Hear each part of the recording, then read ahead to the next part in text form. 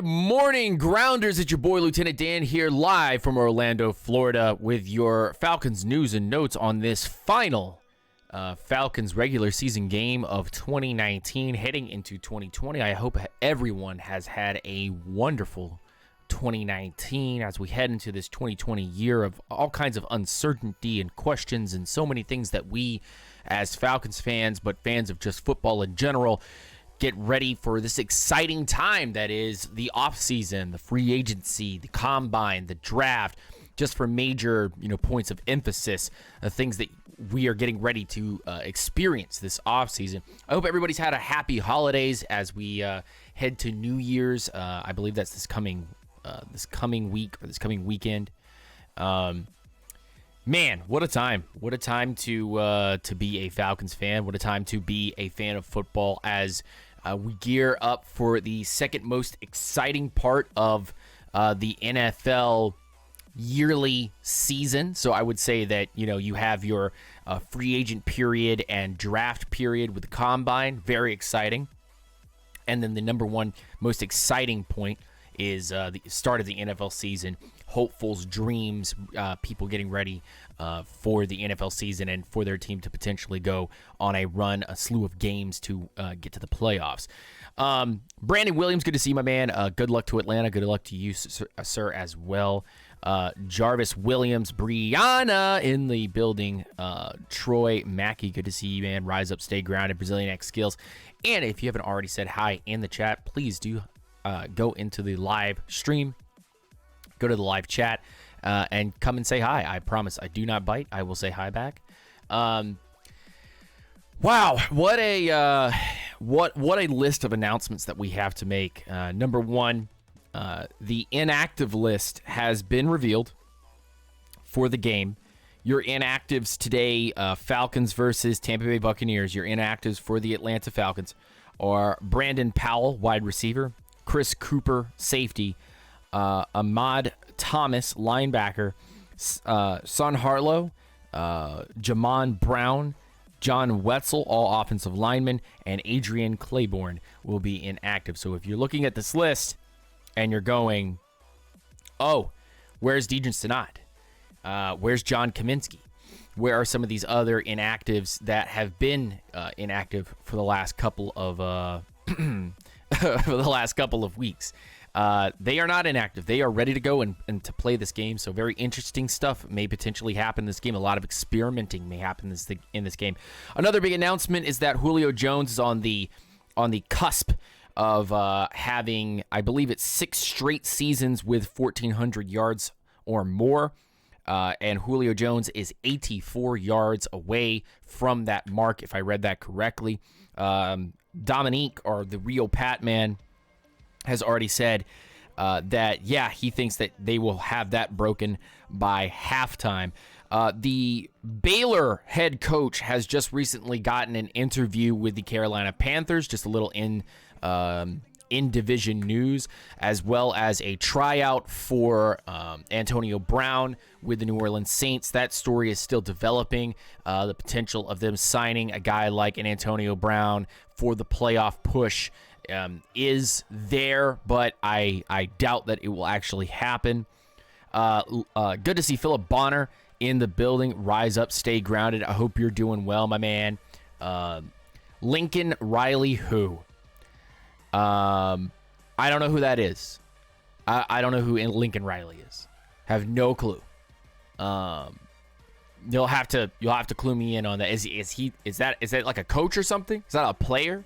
A coach? Does he coach like college stuff or something? I no clue, man.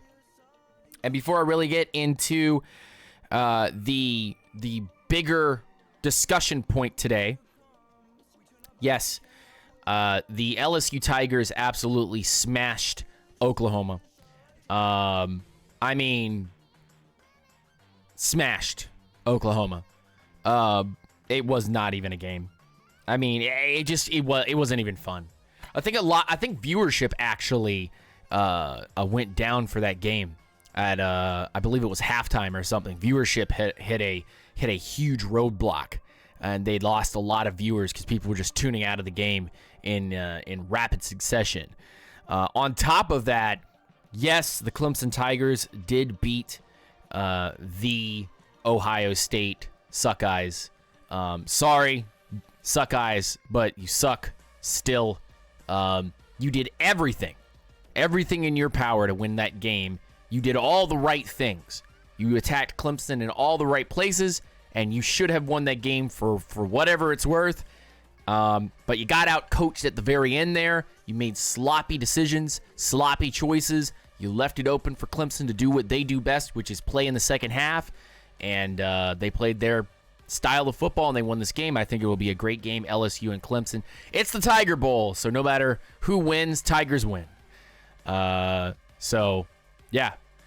And doesn't it seem funny, now that we actually get into the root of discussion this morning, doesn't it feel like our first game was just yesterday for Atlanta for the 2019 season, and now here we are sitting at the last game of the 2019 season? And I just want to kind of take you on this little roller coaster ride with me for just a second, because this is what I wanted to talk about today. But we have been sitting here since the beginning of July of 2019 talking about Dan Quinn, Thomas Dimitroff, Arthur Blank, decisions that they've made with personnel, O-linemen, whether or not this is going to be a more run steady team, whether or not Dirk Cutter was going to become more of a balanced offensive coordinator, whether or not this team was going to go on a slew of games that were winnable at the beginning of the season, and a 1-7 first part of their season, and up to this particular point, what is it? 5-2 or something along those lines. 5-2 at this point.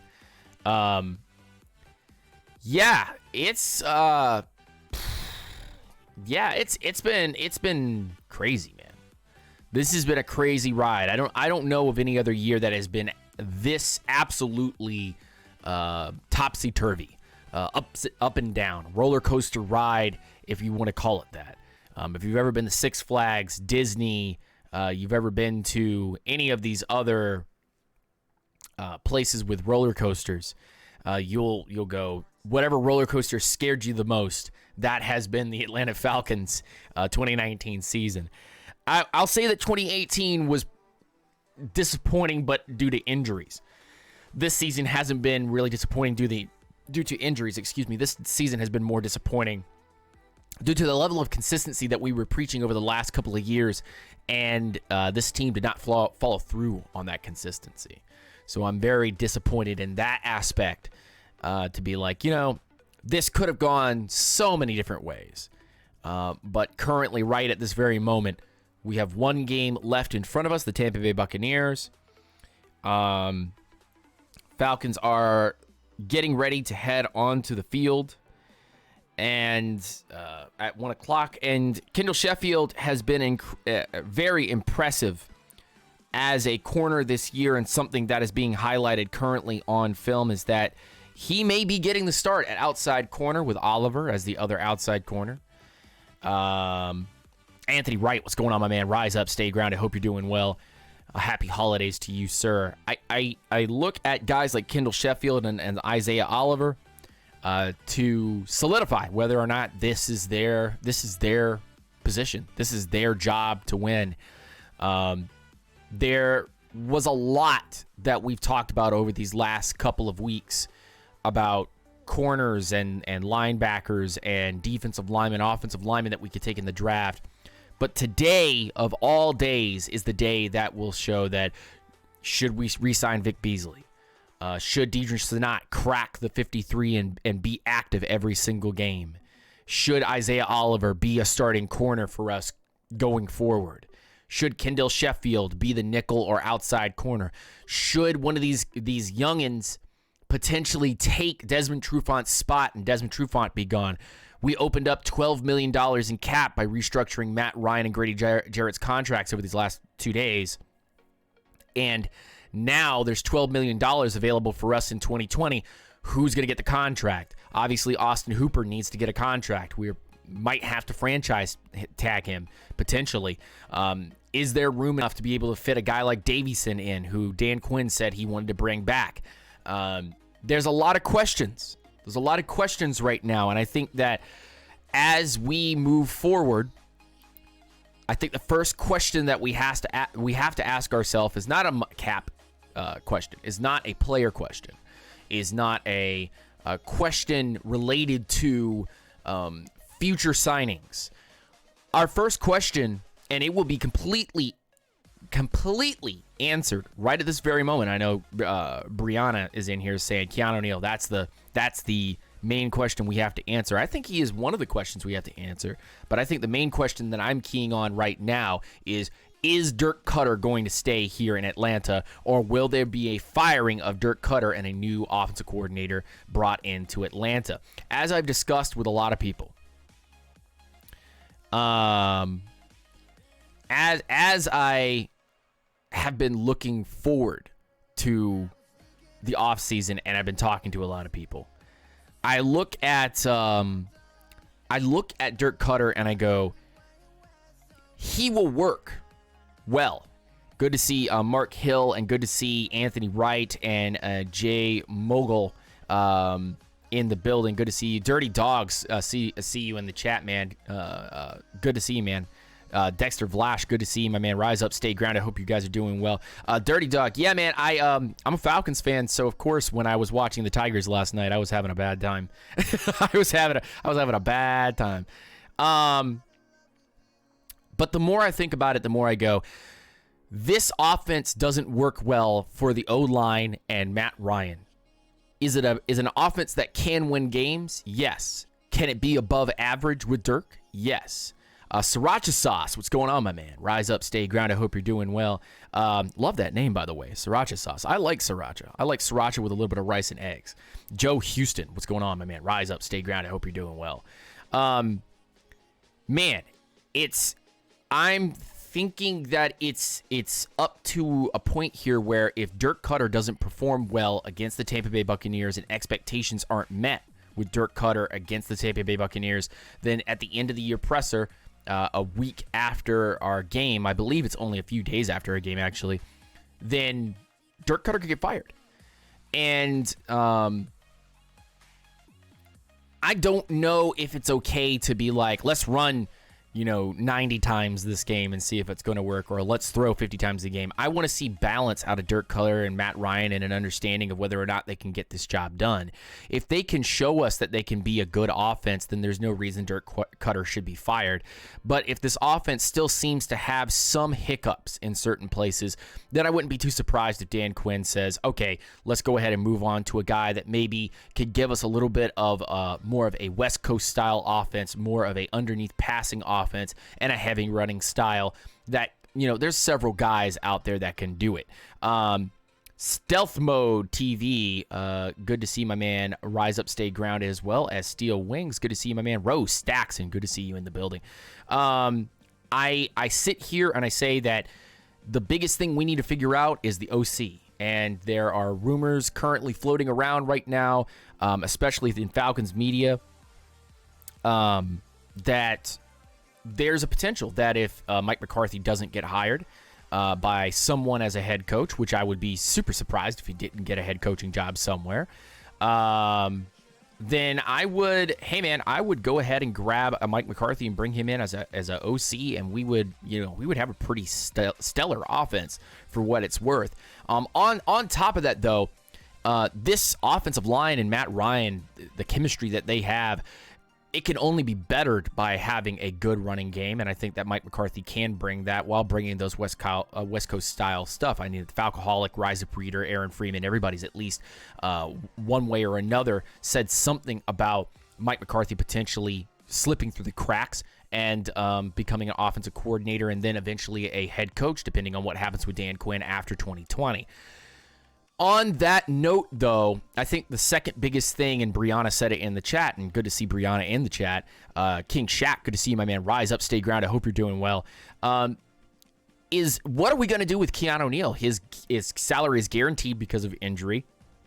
He's going to be paid a pretty large salary for what it's worth, and we don't even know if he's going to come back as a healthy supporter of this team. We don't even know if he's going to be a factor for this team as we transition to more of a Tampa 2 style defense under Raheem Morris. There's no guarantee that we'll go full Tampa 2, but those cover 2 concepts will be something that will be put to the forefront. Thank you, Anthony Wright, for the congrats on the Clemson Tigers winning last night. Lieutenant Dan, as I cannot stand Ohio State. I think a lot of people in here don't like Ohio State. Desi, good to see you in the chat, my man. Rise Up, Stay Grounded. D-Sci. And then Dark Knight, good to see you in here. Rise Up, Stay Grounded. I hope you're doing well. If you haven't already said hi in the chat, and I haven't already given you a shout out, please go into the chat and say hi. I promise you I'll say hi back. I do not bite. So I look at Keanu Neal and I go, hey man, Keanu's a little too light to be playing a full-time linebacker role. He's probably better used as a specialist around the field. And there's no way you're getting anything for him on the trade block. I would be surprised if you get anything above a 5th-round pick at maximum. So in my mind right now, you have to stick it with Keanu Neal, or you're going to take a huge dead cap hit by cutting it. On top of that, I think there's definitely question marks when you start talking about players. And in this game right here, I want to see guys like Isaiah Oliver and Quadri Allison and Brian Hill, Chris Lindstrom and Caleb McGarry. I want to see Deidrin Sanat and Vic Beasley and Jacob Tatui Mariner, Foye Aluakan, DeMonte KZ. I want to see these names that I just listed there for you as somebody that can stick themselves to this team. I want them to stick to this team, and I want them to hit up a spot on this team and solidify a spot on this team, because these players have special cases. Can you shout out what is this? Deco 4101 159 Aviation. Shout out to you guys supporting the troops there. Thanks, Dark Knight, for bringing that up. I really appreciate that. Yeah, I think as you start to get into the player-to-player basis, you start getting into the, hey, they didn't ask Trufant to take a restructure, but they got the restructure out of Matt Ryan and Grady Jarrett. That shows you what kind of team players those guys are, plus the type of contracts that they gave them. And I don't think Trufant was going to give it up anyway, plus he was on IR.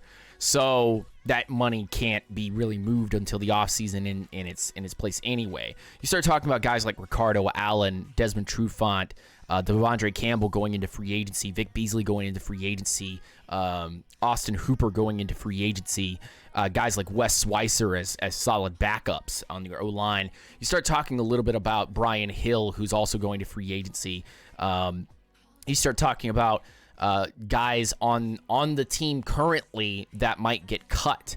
And you look around, guys like Alan Bailey potentially could give you a lot of money in return for you going a little cheaper, or maybe even going younger and getting something out of somebody in the draft.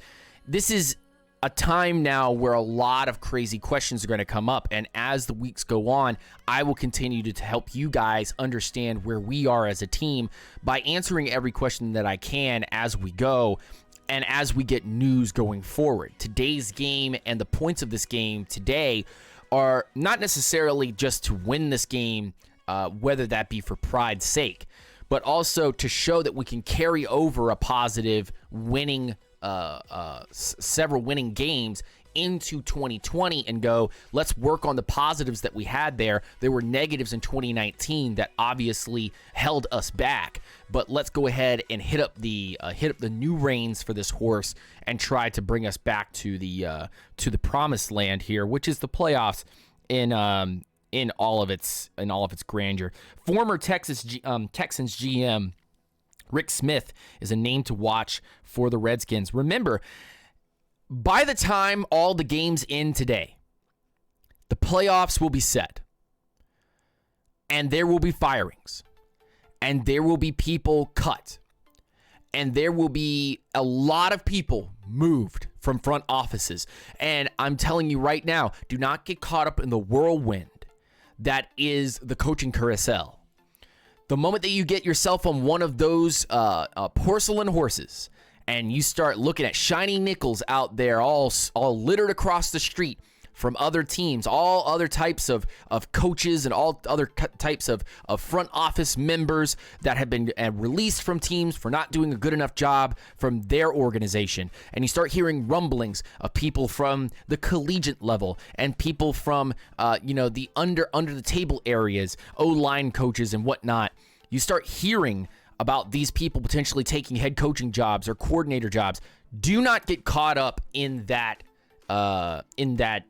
mess, in that ball of twine. Do not reach out for those shiny nickels. Stick on your porcelain horse. Stay on the carousel, because the only thing that we have to worry about currently, and it will be answered by this week for what we know, is the offensive coordinator currently.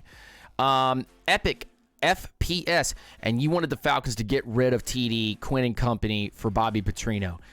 I'm not sure what you mean about that, Epic FPS. If you're directing that towards me, that is definitely not true. But yeah, a lot of moves are going to have to be made, and a lot of sacred cows are going to have to be cut, and a lot of good players that we think are good, but on the outside, everybody else is saying they're average. We are going to have to get rid of some of these guys. I know the Freemanites out here have already, for what it's worth, started, backpedaling and throwing off their Freeman robes to go, hey, Freeman might not be here. I know a lot of people have probably already felt the idea or the fact that the best chance for Vic Beasley to come back to the Atlanta Falcons was if Dan Quinn and Thomas Dimitroff were here. And if Vic Beasley gets 2 more sacks today, he will be double-digit sacks. And his role currently has now completely changed to an outside linebacker role. And, I mean, hell, man, I'm looking at him right now as potentially coming back on a smaller salary. Epic FES goes, ETN dreams. I would love to have Travis Etienne, but stop poking the bear. I would love to have. I saw a great number of Ohio State players last night that I said, I want that on the Atlanta Falcons. Without question. I saw a lot of Oklahoma and LSU talent that I said, I would like to have that on the Atlanta Falcons. And I saw a lot of Clemson players that I've been trying to shy away from promoting because I'm a Clemson fan. You see the hat, you see the shirt. I'm a Clemson guy, but I'm not a homer. And I'm not going to sit here and start proclaiming, Clemson DBs or Isaiah Simmons or Travis Etienne, or I would love to have some of these players, but I have to look at the team as a whole and the needs right now. There's no need for running back unless we were to completely clean the proverbial swamp of running backs that we have, and we were to target a Travis Etienne. I don't think there's any reason that we really need to touch on corner except for bringing a guy in that could take on Trufant's job. And if we don't release Trufant immediately, then I wouldn't mind bringing up a guy behind Desmond Trufant and allowing him to learn. But you don't have to take that in the first round. I don't necessarily see a reason why an Isaiah Simmons should come here unless we can somehow move Keanu Neal out because he plays the exact same position. So I'm definitely not here to promote Clemson players. I saw some players on Ohio State that I was literally sitting here and going, "Wow, I want one of these guys. Well, I want one of these guys here." I watched the Penn State game. What was that, against Memphis? And I was gushing over Gross Mateos, even though I don't believe he got a sack in that game. Maybe he did. But when I was watching the game later in the game, I was looking at linebackers, I was looking at corners, I was looking at safeties, I was looking at defensive linemen, and I was going, this is a set of guys that would come to Atlanta that could definitely make things better. But let's see what we can do. Let's see what we can do going forward into 2020. The major change that I just want to quickly state. The major change that I want to quickly state to all of you is that currently, where we're sitting right now, this Falcons team has so much that it can promote and change and grow, but it all depends on if people zip up their zippers and stop trying to have a dick contest. I'm not trying to, curse too much. That's not the point here. But Thomas Dimitroff and Dan Quinn need to kind of let their egos set aside, and they need to do what's right for this business. Hopefully Rich McKay can keep them on track instead of them, having too many kooky ideas and taking another wide receiver in the first round. I'm looking at you, Calvin Ridley. Not that you're not a good player, but I'm just saying, we're at this point, right? we're at this point, and there could have been offense and defensive linemen taken in that draft instead. So currently, right now, man, I'm sitting here and I'm going, there's a lot that this Falcons team can do to make it better, to cut contracts, to cut costs, and just strengthen the team as a whole. And there's a lot this team could do currently to put us back on a winning level. Not just just a winning record, but also playoffs and Super Bowl potentially. And I think that Dan Quinn can save his job going into 2021 and 2022 if he can show that this team can learn from its mistakes, grow, mature, and get it to the playoffs. Even if we were to lose in the playoffs, we'll be taking steps in the right direction to go. We are part of that conversation, and we're not on the outside looking in the cold, So that's kind of where we're currently set up. And I like where we are, and I like what we can do. There's a lot of negatives that need to be cleared up, but currently, I like where we are. And if you like what we're talking about currently right now, hit that like button, hit that notification bell, and hit that subscribe button if you haven't already done so. Subscribe to the channel and support us here. Let's see if we have any more news and notes before we head over to twitch.tv/unintentionalgrounding. Boom, boom, boom. I see a lot of people talking about free agency. And I definitely have to, I have to ask a question. I'm going to ask a question to all 39 viewers in here, all 40 viewers in here. Everybody please respond if you can. Who is a free agent target currently? If you've been looking at free agency. If you haven't, you don't have to respond. It's fine. But who is a free agent target that you're currently looking at right now that could be a starter or be someone that elevates a position group without completely, and I mean completely, flushing us down the toilet as far as cap is concerned? And I know some people will immediately say Austin Hooper, but Anthony Wright says re-sign defensive end and Adrian Claiborne, Jack Crawford, Ware Wilson to 2-year deals. I don't have a problem with re-signing some of these guys, but there are limitations to some of them. So Anthony Wright, I feel what you're saying. Epic FPS says Shaq Barrett. I know he's going to cost a lot of money. A sad Falcons fan says, congrats on your Clemson team, my man. Thanks. I really appreciate that, sad Falcons fan. Really, really appreciate that. Jay says, nobody. Nobody in free agency. Vlad, what's going on, my man? Rise up, stay grounded. Hope you're doing well. Release guards James Carpenter and Jamon Brown. That's unfortunately almost impossible. Carpenter, I think, could be a June 1st cut, but Jamon Brown can't. That's gonna be one of those things. But I see people. The reason why I asked the question for all of y'all is, if we were, and this is just me, if we were to retool in free agency, wouldn't that be doing the same thing over and over, expecting a different result? And I only say that because how many times in free agency have we gone after, whether it's been a top flight free agent or it's been multiple, I wouldn't say bums, but I would say multiple depth guys. How many times have we used free agents to try to bolster this unit and not use it as a supplementary piece? I think I think the answer is quite a few times, and we have used the draft so poorly in our investment of the team. Yes, have we invested in the team since 2015? Yes, of course we have, but it's really, really tough to look at free agency and to say this group is great. And the more I look at it, I go, the more free agents that you've added, the worse this team has gotten in all reality. Steel Wings, what's going on, my man? Rise up, stay grounded. Jaden Neal, can you tell a quick story on how you became a Falcons fan? If you guys are interested in that, spam the chat with yes or no on whether or not you want me to tell the story of how I became a Falcons fan. Sergeant AR10, what's going on, my man? Rise up, stay grounded. I hope you're doing well.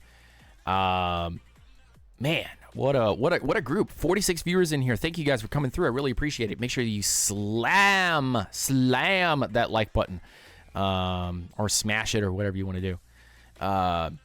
And make sure you come into the comment section and say hi. I promise I'll say hi back. The Matthew 427. What's going on, my man? Rise up, stay grounded. I hope you're doing well. Oh, okay. Quite a few people said yes.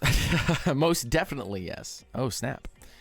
Okay, yeah, I'll just tell a very, very quick story. Jack Savage, what's going on, man? Rise up, stay grounded. Hope you're doing well. How did I become a Falcons fan? Back when the Atlanta Falcons were, I believe it was the season before the Falcons went to the Super Bowl. My dad gave me a football for Christmas, and he gave me like this Falcons hat. I didn't know what the Falcons were. I had no idea. I was not an NFL fan. I didn't really know much about football at all. Over that year, though, before we went to the Super Bowl, and this was back in 1998, I think my interest in football over the summer and through the regular season, since I wasn't really paying attention to the regular season, with my friends playing football and really teaching me how to play football got me interested. And then the more that I saw my dad watching the Falcons, I wanted to watch the Falcons in turn. So how did I ultimately become a lifetime Falcons fan? Morton Anderson kicking a last second, what was that, a 42 or 43 yard field goal or something like that against the Minnesota Vikings. And I was playing Nintendo 64. And I was pretending that I was the kicker on the 64 controller, and I flicked the stick up as he kicked it and went through the uprights, and I said, I'm a Falcons fan. That's it. That's done. There's just magic, something that's connecting me here with the Atlanta Falcons. So since then, into the early 2000s, I started watching the team and started learning how the roster works. And then into the late 2000s, I really got into how drafting works, where draft guys come from, how they're trained. Then I started getting into the nitty-gritty of football in the 2010s. That's when I started the channel here on Unintentional Grounding, and now I've really gotten into the cap, how teams draft, why they draft, system schemes, offensive and defensive schematic issues, and mostly just the things that most common, whether you be on Twitch or Twitter or content creator on YouTube, most commonplace content creators are going to know, as well as elevating my own knowledge about the game tenfold by reading as much as I can and watching as much as I can. So that is why I am a Falcons fan. Lieutenant Dan, you know that the salary cap has been expanded a few mil for 2020 season, don't you? That helps us. Actually, that only digs us out of about $8 or $9 million in cap that we would not have had. We were actually in the negative before that number was added to Anthony Wright. So now that number has been added, or at least we know the gap that will be there, we currently, I think, only have about 11 or 12 million after freeing up salary cap number on the restructure from Grady and Matt Ryan's contracts. So that's where we're currently sitting right at this very moment.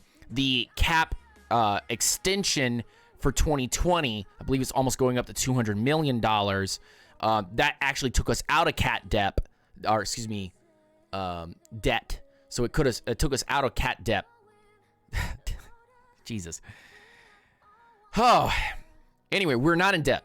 So basically, we're not on the negative anymore. The needle is not on the negative side. So now we're on the positive side by restructuring the Matt Ryan and Grady Jarrett contracts and getting money back. So we didn't actually gain any money from the cap increasing. We only gained money from the cap for the cap restructures that we made with Matt Ryan and Grady Jarrett. Let me answer a few more questions, and then we're going to head over to Twitch before the games start. I won't actually be watching the game in full. I'll be watching it afterwards because I want to stream and get some stuff out of the way, and then I've got a lot of work that I've got to do. But let's see. What do you think about getting a Chris Jones from the Chiefs? I mean, if it can be possible, but I just don't want to overpay for anybody out there. I mean, that's just personal opinion. That's subjective. Same here. My dad yelled so loud a neighbor ran over. Yeah, it was pretty great. My cousin played with him in Miami. He told me how racist and toxic he was. What? That's okay. Weird. Crazy. My first Falcons game ever I watched was when we played the Giants in the wild card in 2010. I feel sad for you, sad Falcon. Yo, Dan, rise up. Sean Long, good to see you, my man. If Cutter is relieved of his duties, crossing fingers emojis, do you think a guy like McDaniel would be the right fit? Mike McDaniel would be the right fit for this offense. I'm not sure I don't know if Mike McDaniel would want to make a move like that if he wants to stay where he is and continue doing what he's doing.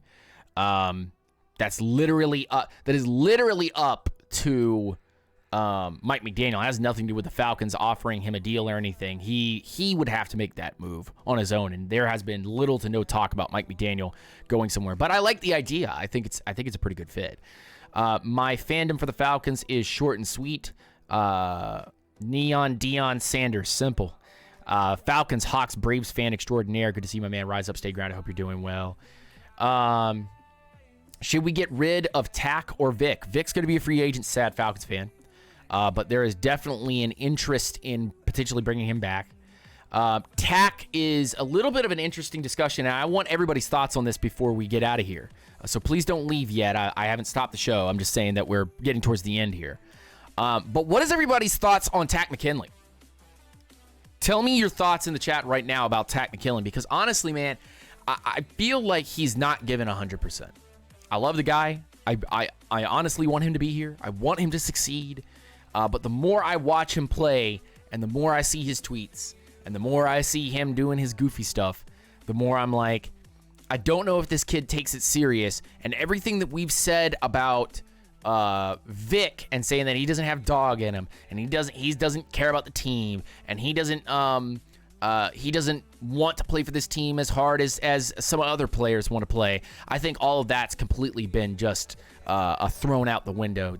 Vic Beasley is a guy that wants to be here. He doesn't want to go. He wants to be here, and he wants to kick ass and take names. So I think Vic Beasley is a better option than just keeping Tack and trying to start this all over, which is, again, something that I think all of us are probably going to look at Tack and say, is there any way that we can get some maybe trade bait out of him or keep him and try to mature him quicker? Because right now, the immaturity is really hurting the D-line as a whole and the continuity. Let us keep going. Minnesota Falcons fan, what's going on, my man? Rise up, stay grounded. I hope you're doing well. You said Tack is still immature and he's still in his rookie contract, which makes sense. You probably wouldn't want to let him go.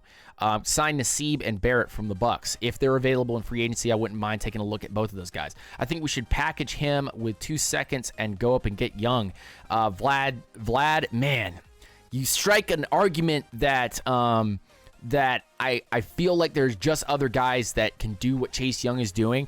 And while he did make an impact last night against Clemson, I feel like for the most part, he was a ghost.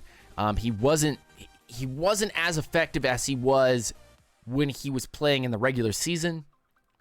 And another thing that I kind of keyed in on too was he got manhandled by both Michigan and there was another team that got him. I can't remember. right off the top of my head. I'm so sorry. I apologize for not giving that information. But there were two teams that really kind of bogged him down, and now Clemson kind of bogged him down. So I'm not sure he's a complete prospect. I'm really not. I'm not sure he's a complete prospect. I think he's more of a bag of shiny nickels than he is anything. But, we'll have to wait and see. Dan, the Bean, what's going on, my man? Rise up, stay grounded. I hope you're doing well. I'm an Ohio State fan, and you guys deserve that win. Ohio never starts out with consistency. It's always slow. I thought Ohio State had the grip on that game. Like, they had Clemson by the scruff. They were gonna take them, and honestly, Clemson is a second half team. If they're able to get a big lead on you, then they're going to start just airing out and being comfortable. You guys kept them uncomfortable, and I think that it's going to be a great game against LSU because I don't think LSU is just going to thump them. I think that LSU is going to have a pretty good offense and have a pretty good defense, and it's gonna be a lot tighter than the people that are saying it's like a 25-point LSU lead right now per the betting stuff in Vegas. So I think that's kind of silly. Let's continue to go through some of this, and then we'll go over to twitch.tv/unintentional grounding. Link is in the description of this video. I definitely want you guys to come check us out, unless you're going to be going to watch the Falcons game. If you are, go ahead and go over there and chill out with them. Chase Young 2020, good to see you, my man. Rise up, stay grounded. Let me see here. Chase Young's just not worth it. Young getting worked by UDFA lineman. You think he's going to be the next Julius Peppers, which that's an up and down career. Not to say that he's not very good. I'm just saying, hey, if we cannot get a CB, Desmond Trufant, to restructure his contract, a trade for a third-round pick would be a good thing, you think? If you have somebody in place, but right now I don't think we have anybody in place. The spread is LSU 4.5. I saw a spread was like 15 points. So, wow, Dirty Dog. That came down quick, especially after that game against Clemson and Ohio State. Interesting. Very, very interesting. They had the spread at like 15 or 20 points, something like that, before the Clemson game. But I guess maybe that's just taking that early spread look, and it wasn't actually something that they were going to actually go with. So, hey, man, Gooks Tigers. Hey, Tigers and Tigers. Tigers are going to win. Like, it's a Tiger Bowl. No matter who wins, everybody wins. Tigers win. It's pretty funny. Jonathan Taylor, pretty good running back. I'll double check though.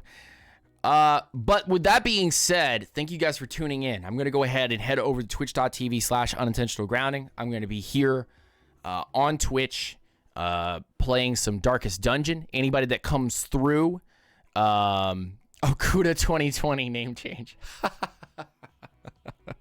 Thank you guys for actually making me laugh. Like, honestly, I deal with a lot of anxiety and depression, and you guys that come in here make me smile. So it's really awesome for you guys to come through and support this channel and support the Twitch channel as well.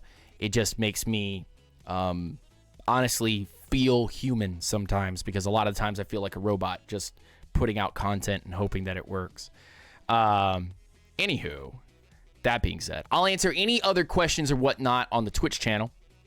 So go check out twitch.tv/unintentional grounding.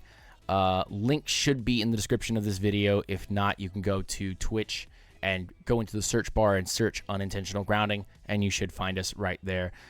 Dirty Dog, thanks again for coming through. Yeah, Falcons make me smile as well. I appreciate it.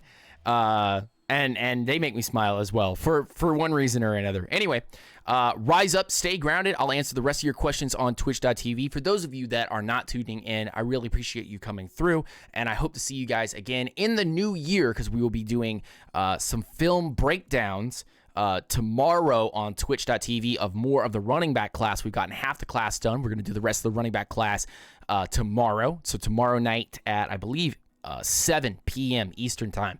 We'll be doing that.